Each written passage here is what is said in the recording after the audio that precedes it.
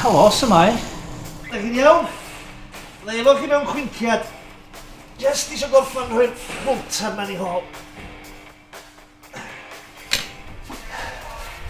Sut fydda i helpu? Dwi eisiau Jack. Wel, da chi lwcus lle. Ne? O, dyma fi, Jack.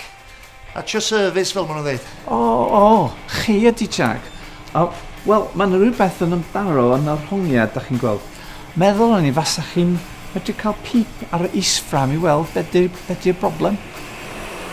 Argiad. Da chdi llyncu'r dicsiwn i nedwch? Dyma da.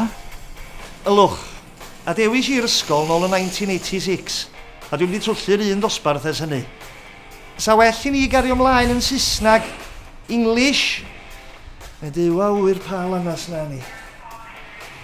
Right then, what seems to be the problem? Peidiwch â poeni am gael y gair Cymraeg cywir bob tro. Mae'n iawn defnyddio geiriau Saesnag weithiau. Daliwch ati yn y Gymraeg. Peidiwch yn newid y sgwrs i gyd i'r Saesneg. Sut fydda i helpu? Dwi eisiau Jack. O, da chi mewn lwc felly.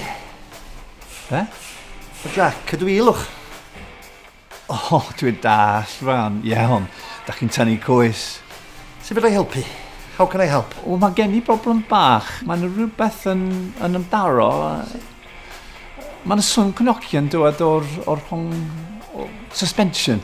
Sŵn ofnadwy. O, wela i. O, gan i sbio dan y chassis ta, ia? I weld beth sy'n matar. O, diolch yn fawr iawn i chi, Jack. Dim broblem o gwbl. Gymwch chi banad?